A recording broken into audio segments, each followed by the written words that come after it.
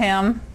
Politics from the pulpit. My next guest is telling his congregation to vote against Barack Obama, but he's clearly not the first religious leader to cross that political line. Pastor Gus Booth joins me now from Minneapolis. Pastor Booth, good to see you. Hello, good to see you, Laura. Now, I'm watching Father Flegger there in that wonderful performance at the Trinity United Church where he's slamming Hillary.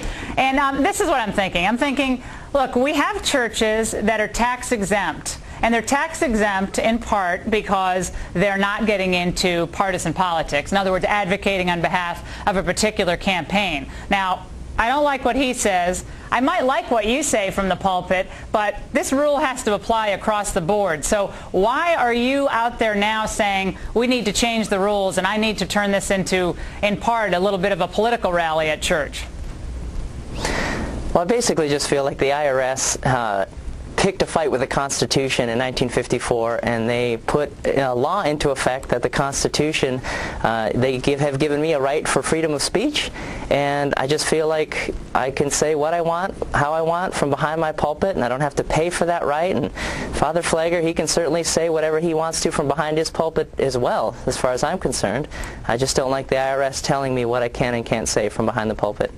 Well, I don't like the fact that the IRS takes so much of my money every paycheck, but that's what I have to deal with right now. Let me, for our viewers, let's review what the IRS regulation actually says. It gives an exemption for religious and church organizations, and it says that those organizations may not be an action organization, i.e., it may not attempt to influence legislation as part of its activities, and it may not participate in any campaign activity for or against political candidates. So, Pastor Booth, you are in direct, I guess, violation of this IRS regulation and kind of proud of it.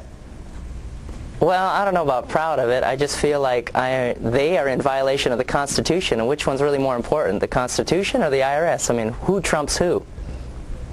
What's the reaction so far in your congregation? I think I know the answer to this, but what is the reaction? They really are rallying around me. There's been a few people that aren't excited about it, but most of the congregation, almost all the congregation, has just rallied around me.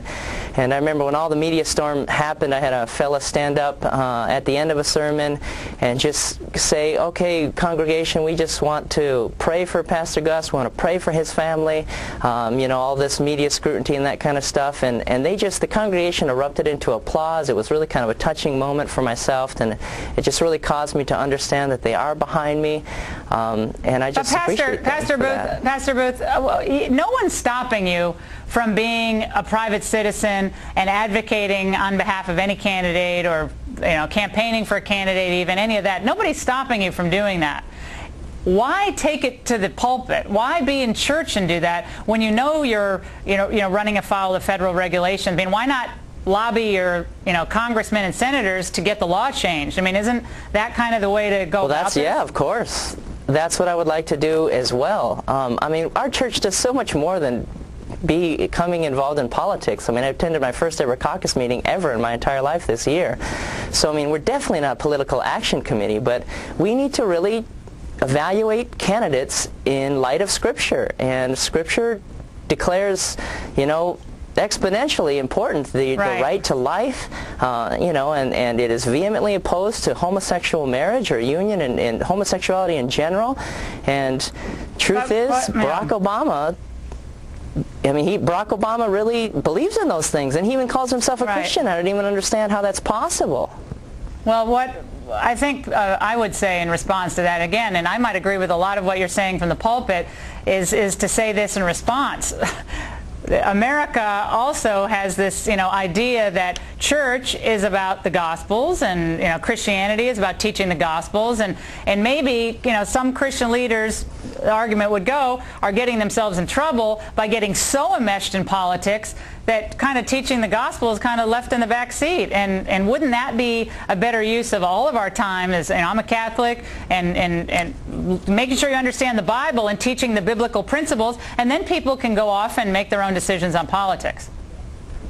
Well, I certainly preach the gospel a whole lot more than I preach any sort of political, involvement. But I want to take the gospel into politics. I think politics is corrupt in many areas, and it takes godly men to stand up and say, listen, enough is enough, and we need to stand up for what Christ stood up for, and that's what I'm trying to do. I'm really trying to represent Christ. I mean, I am a Republican, but I'm more importantly a Christian, and that's really what I try to be. Right, and that's the Gospels and teaching the Gospels. Let's just go very quickly through full screens on Democrats speaking at churches. Here are the Democrats that have spoken at churches: Hillary Clinton, John Edwards, Barack Obama, John Kerry, Howard Dean, Wesley Clark, Dick Gephardt, Al Sharpton. How about Republicans speaking at churches? Rudy Giuliani, Mike Huckabee, and Sam Brownback. So fewer Republicans in our very informal survey. But Pastor Booth, it's a fascinating topic, and good luck.